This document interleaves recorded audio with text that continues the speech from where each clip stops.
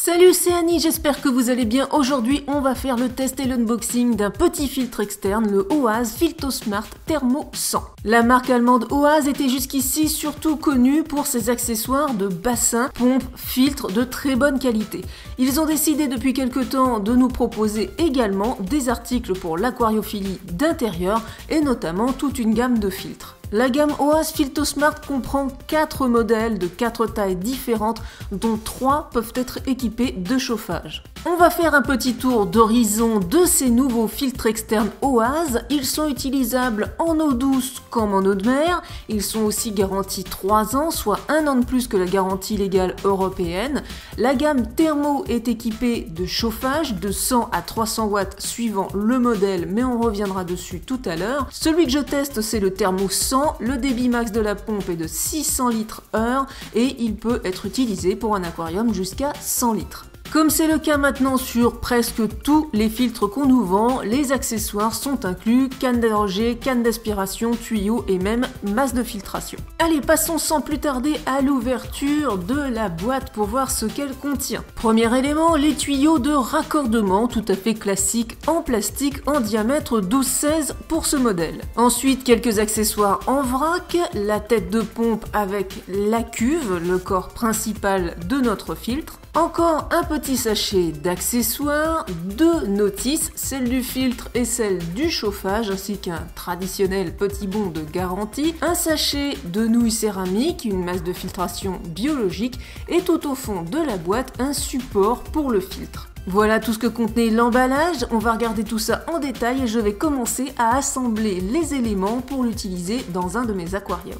Tout d'abord le corps du filtre, quelque chose de sobre et surtout de compact, ce qui est très bien dans nos intérieurs souvent réduits. Si j'ai choisi ce filtre, c'est principalement parce qu'il a un chauffage intégré, c'est un thermofiltre. Je trouve le système assez malin, c'est un simple thermoplongeur qui va rentrer dans la cuve, quelque chose de facile à utiliser, facile à remplacer en cas de pépin sur le chauffage, et sur un petit filtre comme ça, c'est assez rare d'avoir un chauffage intégré. L'avantage, c'est que c'est modulaire. Si vous ne voulez plus utiliser le chauffage dans le filtre, il vous suffit de le retirer, de mettre le petit capuchon inclus et vous voilà avec un filtre classique sans chauffage. Mais ça marche également dans l'autre sens. Si vous avez acheté le filtre sans l'option chauffage au début et que vous changez d'avis, vous pouvez toujours racheter le chauffage à part pour l'équiper dans votre filtre et le transformer en thermofiltre. Ils ont même inclus un berceau support pour le chauffage des fois que vous ayez envie de l'utiliser directement dans votre aquarium. Pour ouvrir complètement le filtre, il faut enlever le support de tuyau tout simplement en le tournant, ce qui bloque automatiquement l'arrivée d'eau dans les tuyaux quand ils sont raccordés. Ensuite, on déclipse les 2 grosses pattes bleues, alors c'est assez raide, il faut quand même un peu de poigne, faut le dire, et on va accéder ainsi à nos masses de filtration. On découvre ainsi les autres masses de filtration qui sont incluses, c'est-à-dire 2 mousses bleues qui vont nous servir de masse de filtration mécanique mais aussi biologique. On a aussi maintenant accès à la tête du filtre, c'est-à-dire le moteur et le rotor. Pour un filtre aussi compact, le volume de la cuve est vraiment pas mal avec 1,3 litres. Vous le voyez, on peut enlever les compartiments si on le souhaite pour utiliser les masses de filtration de notre choix. Ça, c'est le gros avantage de tous les filtres externes. Moi, je vais utiliser les masses de filtration incluses pour le moment et je vais aller rincer la cuve.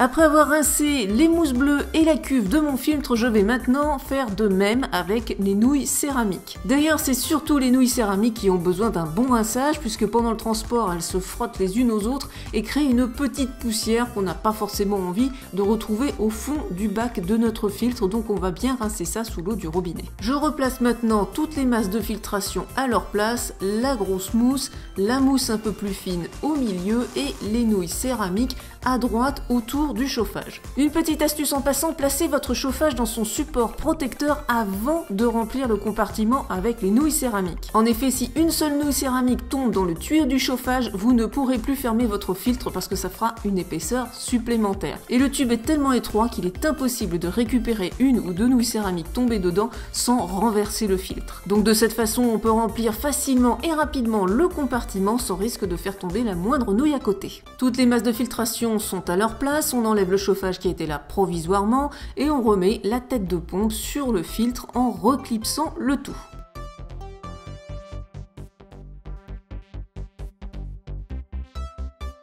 Le filtre est accompagné d'un gros support en plastique qui permet de gagner en stabilité, mais surtout qui permet d'éviter les vibrations grâce aux petits pieds en caoutchouc inclus qu'on va devoir monter sur le support. Ainsi, moins de vibrations égale moins de bruit. Et voilà mon petit thermofiltre complètement assemblé, vous le voyez, c'est vraiment un filtre très compact et en plus avec le chauffage intégré, c'est super. Bon, maintenant je vais m'attaquer à la tuyauterie, je vais ouvrir le sachet d'accessoires et je vais monter canne de rejet et canne d'aspiration. Je vais commencer par la canne d'aspiration parce qu'en réalité je ne vais pas m'en servir puisque je vais utiliser une canne d'aspiration que j'ai déjà en verre. Je vais juste vous montrer comment l'assembler et comme ça vous pourrez vous rendre compte un peu du matériel qui est fourni avec le filtre. Donc c'est très simple, hein, un tube, une crépine, deux ventouses et vous avez votre canne d'aspiration de montée. À l'autre bout du tube, on va mettre l'un des deux coudes pour raccorder plus tard nos tuyaux au filtre. Même si c'est du tout plastique, je trouve que le tube transparent et les éléments noirs sont assez discrets et passent partout. Notez le petit bouton bleu sur le coude, ça nous permet de régler un petit peu le débit d'entrée. Une fois complètement assemblée, la canne d'aspiration mesure environ 40 cm, mais vous pouvez toujours couper le tube transparent à l'aide d'une scie à métaux pour le raccourcir autant que vous le souhaitez. Maintenant je passe à la canne de rejet, alors sur celle-ci on a deux sorties au choix. On peut utiliser ce premier petit accessoire qui est une sortie d'eau plate, on va pouvoir l'orienter vers le sol de l'aquarium ou vers la surface de l'eau pour créer un tout petit peu de remous. Ou sinon, on peut utiliser aussi le spray bar qui est inclus, c'est ce tube avec plein de petits trous. À vous donc de choisir quel type de rejet vous souhaitez utiliser tout en sachant qu'il est très facile de changer en cours de route si ça ne vous convient pas. Le spray bar fait environ 35 cm de longueur une fois monté, mais comme avec la canne d'aspiration, vous pouvez aussi couper le tube à l'aide d'une scie à métaux pour le raccourcir. Le coude de raccord au tuyau est exactement le même que pour l'entrée d'eau, donc là encore vous avez ce petit bouton bleu que vous pouvez tourner pour régler plus ou moins le débit de sortie. Dernière étape, raccorder le tout à l'aide du tuyau fourni. Donc on va couper la bobine en deux longueurs égales, ce qui nous donnera deux morceaux de 1,25 m. Pour raccorder sur la sortie et l'entrée d'eau, il faut utiliser cette petite bague bleue qu'on insère en premier. Ensuite on met notre tuyau et on resserre la bague bleue vers le tuyau en serrant bien. Pour finir, on raccorde le tout au filtre, donc même opération, la même bague bleue, on l'insère en premier, on met le tuyau, on resserre. Vous ne pouvez pas vous tromper, il y a une indication in-out, entrée et sortie, donc à vous de brancher le bon tuyau au bon endroit. Il est maintenant temps d'installer et de tester ce filtre et je vais l'utiliser sur mon aquarium de 54 litres Iwagumi. Vous le voyez, il y a un chauffage disgracieux et grâce au thermofiltre, je vais enfin pouvoir m'en débarrasser. Première chose à faire, débrancher mon filtre actuel. Ce n'est pas que j'en suis mécontente, mais il n'a pas de chauffage intégré et ça c'est problématique, surtout quand on a des décors très aquascaping. Donc là, je vais vraiment gagner en esthétisme et je vais pouvoir enlever enfin le chauffage du bac. Après avoir accordé mes deux tuyaux au robinet du nouveau filtre, je vais le brancher tout simplement dans le filtre. Donc on appuie, on tourne et c'est tout. Pour amorcer le filtre, il faut le remplir complètement avec de l'eau de l'aquarium, c'est très bien. Donc là, je ne peux pas enlever le chauffage, mais vous voyez, c'est pas très grave, même si vous n'avez pas la place. Il suffit d'ouvrir l'ouverture, il y a un petit espace qui est suffisant pour remplir la cuve à 100%. Évidemment, c'est encore plus simple si vous avez le modèle Filto Smart tout simple, sans chauffage. Vous n'avez juste qu'à ouvrir le petit capuchon et à remplir. Et c'est fini, il n'y a plus qu'à brancher et ça s'est amorcé automatiquement au quart de tour. Dès que j'ai branché le filtre, ça y est, c'était déjà amorcé.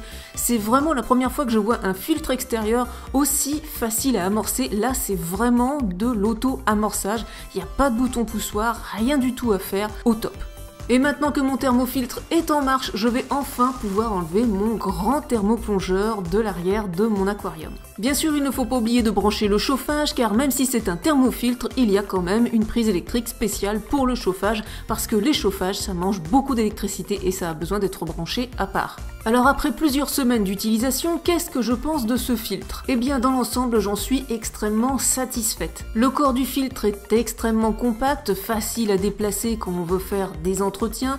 Le système d'arrêt automatique pour les tuyaux est vraiment bien pensé, il suffit de tourner, de soulever et vous pouvez partir avec votre filtre pour faire l'entretien des masses de filtration ou autre. Le système de chauffage intégré est vraiment très bien pensé et c'est la seule marque qui nous propose des petits filtres externes avec chauffage intégré. intégré. Ça a vraiment été pensé pour l'aquascaping et ça c'est vraiment bien. En ce qui concerne le bruit, il est parfaitement silencieux, il est dans mon salon et on ne l'entend pas du tout. Au niveau du débit de filtration, c'est plutôt très satisfaisant. Là évidemment je n'ai qu'un aquarium de 54 litres, mais la vidéo que vous voyez là, c'est réglé au minimum, donc on pourrait mettre beaucoup plus fort. Donc pour moi, il n'y a pas de problème pour l'utilisation dans un aquarium de 100 litres. Vous l'aurez compris, je n'ai pas grand chose à reprocher à ce filtre, la qualité de finition est excellente, les plastiques sont de bonne qualité, sont épais, on pourrait juste éventuellement pinailler sur la qualité des accessoires, cannes de rejet et cannes d'aspiration qui sont un peu légers, mais d'un autre côté c'est prévu aussi pour de petits aquariums, donc c'est tout à fait acceptable. Et puis encore et toujours ce tuyau de couleur verte grise, à quand les tuyaux transparents avec les filtres? Pour finir, je trouve que le tarif de ce thermofiltre n'est pas excessif. Vous pouvez trouver ce thermo 100 pour à peu près 110 €, 89 € pour la version sans chauffage. Avec sa gamme de petits filtres externes, OAS se situe donc dans la moyenne des prix des autres grandes marques. Mais elle se démarque quand même avec un filtre beaucoup plus compact que ses concurrents et surtout la possibilité d'avoir un chauffage intégré. Ça, c'est vraiment génial. Voilà, je pense avoir fait le tour de ce petit thermofiltre. Vous l'aurez compris, je vous le recommande vraiment, surtout si vous faites de l'aquascaping. Si vous avez besoin de plus d'informations, et notamment sur la gamme et des informations techniques, je vous mets le lien du fabricant allemand OAS directement dans la description. Et n'hésitez pas à vous abonner, à liker, et moi je vous dis à très bientôt pour une nouvelle vidéo. Bye bye!